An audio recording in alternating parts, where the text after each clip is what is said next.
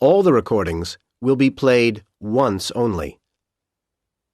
The test is in 4 sections. Write all your answers in the listening question booklet. At the end of the test, you will be given 10 minutes to transfer your answers to an answer sheet. Now turn to Section 1.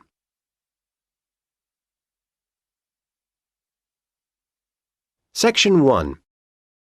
You will hear a telephone conversation between a woman and the secretary of a cycling club. First, you have some time to look at questions 1 to 10.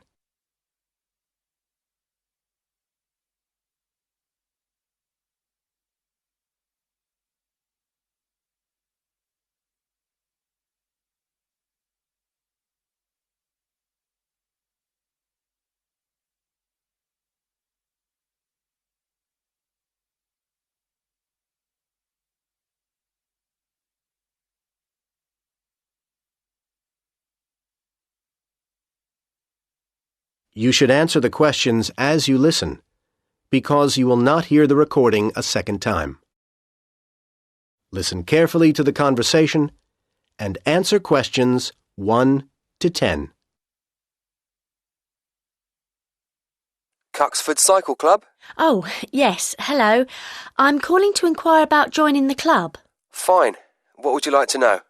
Well, I wanted to get a picture of what the club is like. For example, how big it is. Now, that changes each year, of course.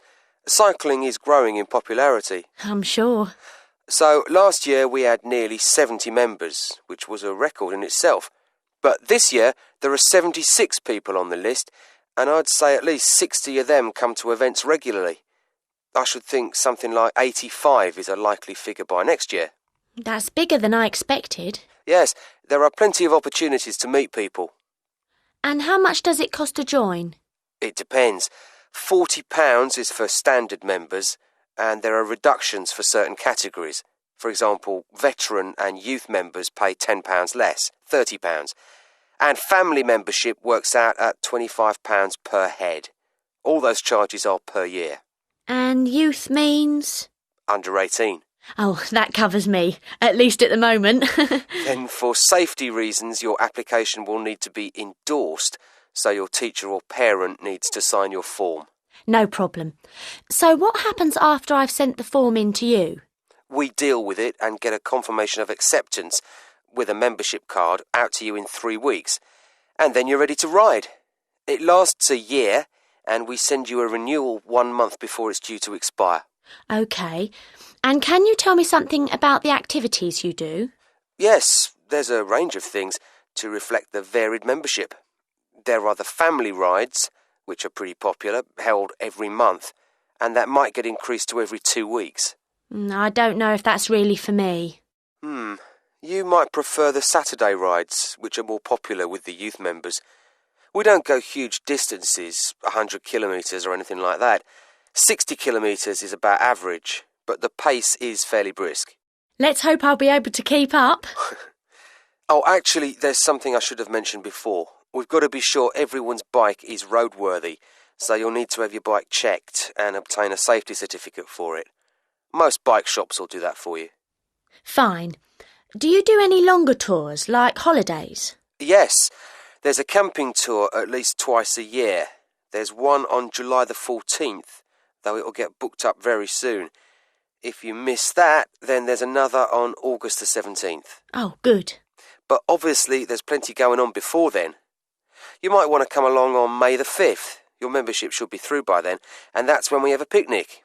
Everyone brings some food to share, and we go out to the hills and eat there. That sounds fun. I'm going to fill in my form as soon as I get off the phone. And a further benefit of membership is the discount with wheels. The shop on Mill Road? Yes, the manager's a member of the club, and he'll give you a 15% reduction. It means membership can pay for itself. Great. Well, you'll be getting my form soon. Good. I look forward to meeting you. That is the end of Section 1. You now have half a minute to check your answers.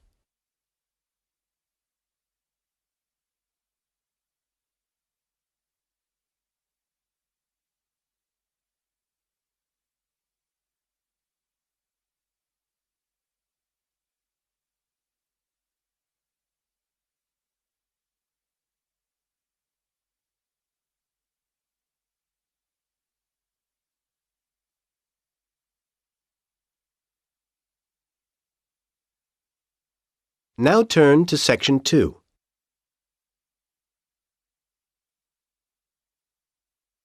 Section 2.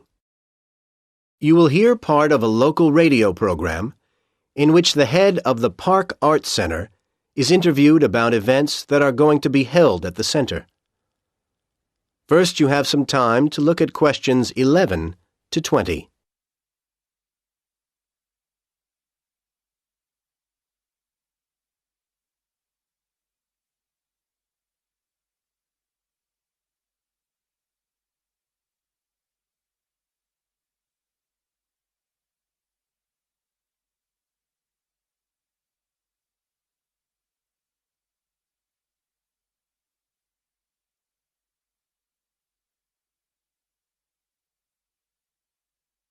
Now listen to the conversation and answer questions 11 to 20. And next on City Life this week, we have with us in the studio Harvey Bowles, head of the Park Arts Centre. He's here to tell us about forthcoming events at the centre. Harvey, welcome. Hello, thank you. So, what can we look forward to first at the Park Centre? We've got a very exciting programme lined up for you. The next event will start on the 18th of February and run till the 24th. Times for the event?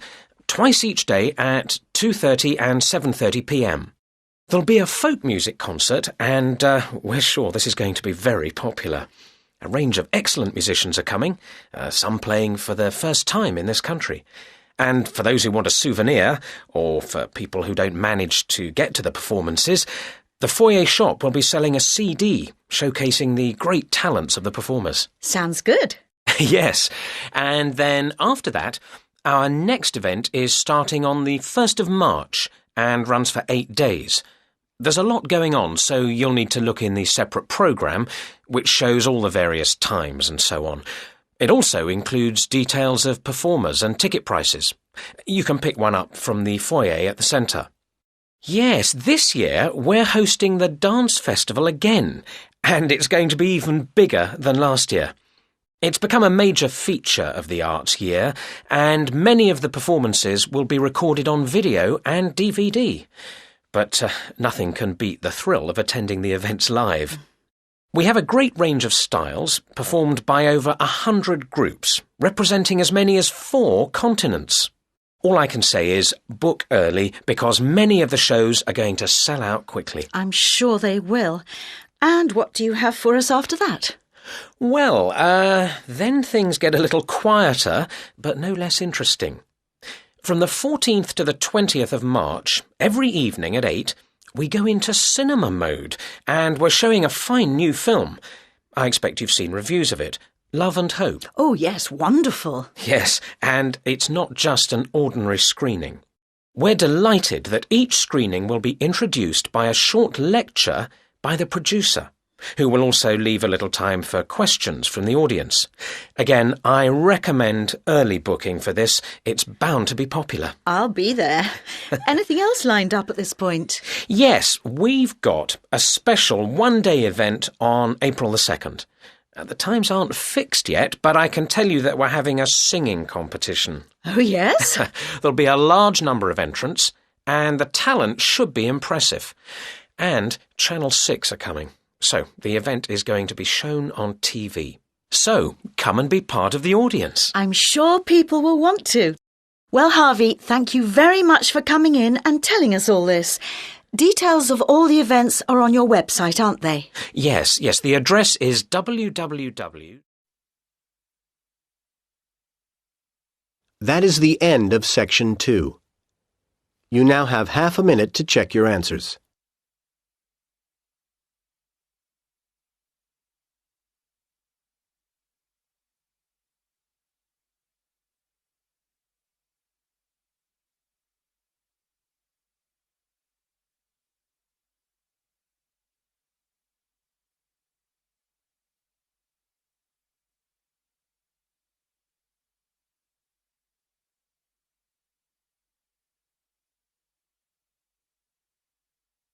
Now turn to Section 3.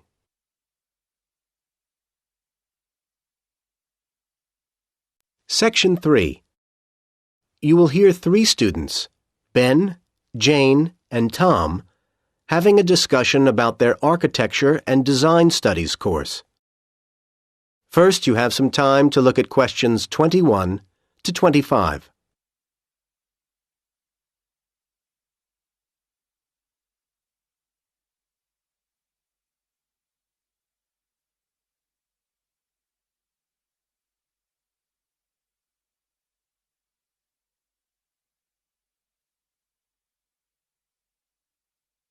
Now listen to the first part of the conversation and answer questions 21 to 25. So, Tom, did you manage to get all your reading done? Yes, Ben, I did. What about you, Jane? Me too, though it took much longer than I thought it would. Yeah, some of those dissertations are really long, aren't they? I'm not looking forward to having to write mine. Well, that's not till next year. So, shall we compare thoughts about our reading? Let's start with 20th century architecture. I thought it was pretty impressive. There was quite a bit of detail. Yeah, all very relevant. I enjoyed the pictures, the diagrams and photos. They were quite strange. Not what you'd expect to find in a dissertation, but very helpful. Whereas sometimes I couldn't really follow the arguments. Yes, a bit of a mixed bag, really. While modern construction was very serious and thorough, wasn't it? Indeed. Actually, it was rather dense. I didn't find it particularly easy to read either. The index was excellent, though, so I used that to guide me around. I still think it was a bit high level. I certainly wouldn't have wanted to try and cope with it in the first year. No. That's not who it's aimed at, of course. What about steel, glass and concrete? Not the world's most interesting title, of course. Again, the index was helpful, though I think we could have done with more photos. There weren't really enough to support what he was saying in places. Yeah, but what he was saying was easy to follow, wasn't it? He takes you through step by step. It was hard to believe it had been translated. Seemed very natural. Actually, it was better written than the next one, The Space We Make. But we're supposed to be thinking about architectural ideas, not being literary critics. I like that one. Really? I just didn't think it covered the whole situation. It didn't put the question of housing into the context of the time. You mean how in the 50s economic austerity limited the finances available while a growing population needed housing quickly? Exactly. Again, I think you're asking too much of these dissertations. Perhaps you're right. Well, I did like change and tradition anyway. Very focused. Yes, although I did think it was oddly arranged in some ways. When you went to the index to track something down, you couldn't necessarily find what you wanted. I know what you mean. But I have to say, I'd be very proud if I'd written any of these. True. And you will next year. Now you have some time to look at questions 26 to 30.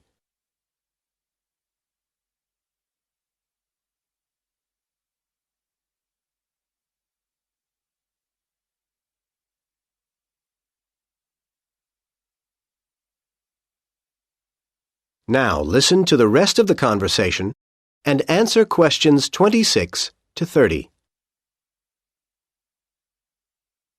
Never mind next year. It's this year that's the problem. I'm never going to get this assignment done. Yes, you are. Come on, let's make a plan for you. Please. I'm just not sure where to go from here. I could look at city plans, study the layout of housing developments. I think you need a closer focus. The approach to small houses won't necessarily tell you what you want to know. You'd be better to concentrate on large private houses. Study the drawings of those. OK. Though I don't know how much useful detail I'll be able to get from the kinds of plans that are easily available from that period. It's true, they can be limited. But what you could do as a next stage is go onto the web. There's loads of useful stuff there. More detailed plans, you mean? Well, I was thinking more of illustrations, that kind of thing. Do a search for window designs. I'm sure you'll find some good ones. I agree. And not just online. See what you do find there, and then, for your next step, check both campus libraries.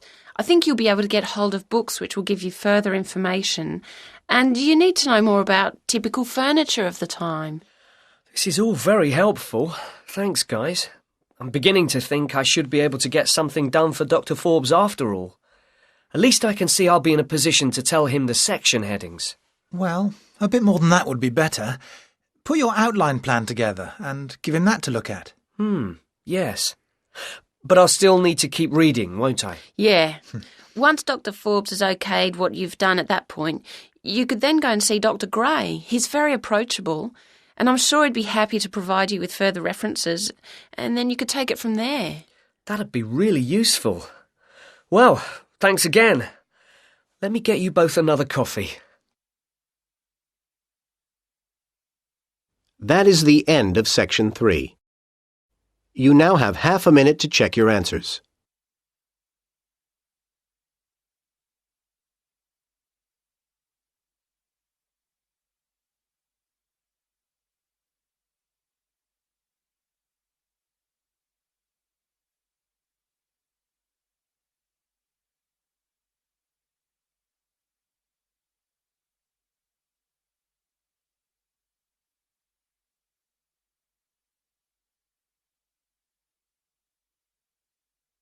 Now turn to Section 4.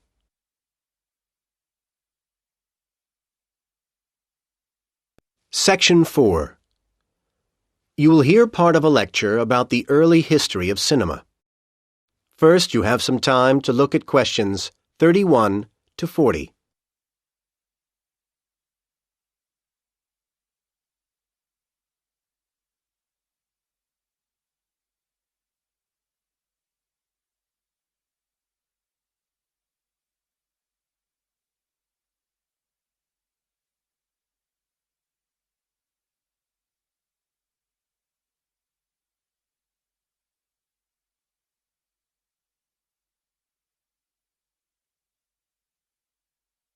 Now listen to the lecture and answer questions 31 to 40. Now, we all take the wonders of the cinema very much for granted these days, but cinema really is a very recent phenomenon.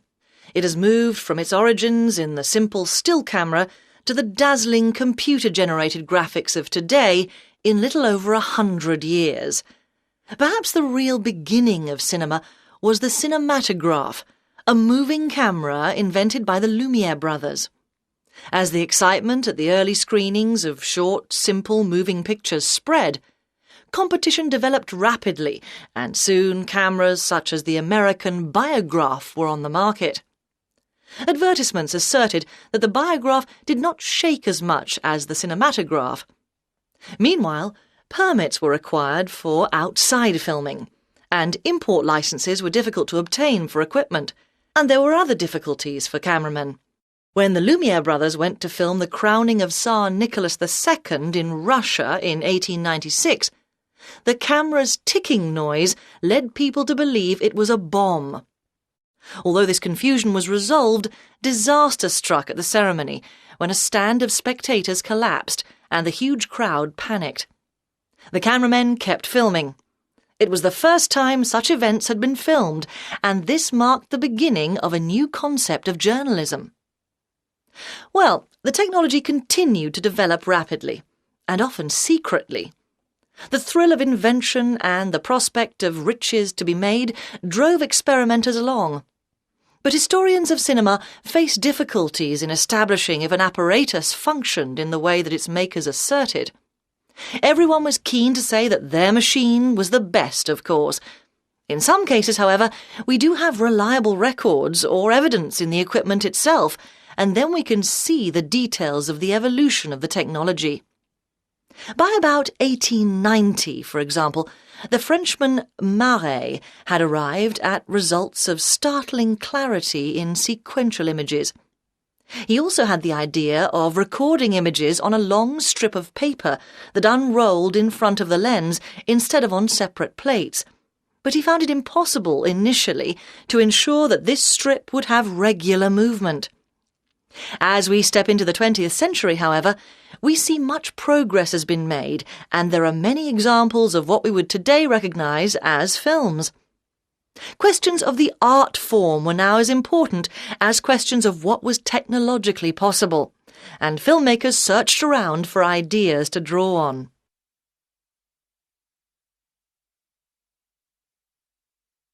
Comic strips were very popular at the time in newspapers, and their structure was applied to the planning of films, which were now being mapped in a series of picture panels. Different innovations were achieved by different types of filmmaker, with a certain amount of rivalry between makers of documentaries and makers of fiction films. One area where documentaries led the way was in the use of travelling shots, although of course fiction films adopted this technique in due course. Various sources for stories were developing, and each would have an impact on the way the story was filmed. For example, filmmakers started to use greater numbers of shots when chase films became popular because they wanted to show the various stages of the policeman running after the bandit and so on. And it wasn't just different kinds of story that were driving filmmakers to think up new techniques. Other technology also played its part. The telephone was growing in use, and filmmakers came up with the idea of splitting the screen image into two parts to show telephone conversations. All this growing sophistication in the shooting of films began to make the whole process of creating them more challenging. The very first films consisted of single shots and were straightforward to take from shooting to showing them to audiences. However, as the filming developed into multiple shots, then editing emerged as an essential ingredient of the process. Cinema was growing up. Well, next I'd like to turn your attention to some of the issues that I believe were... That is the end of Section 4. You now have half a minute to check your answers.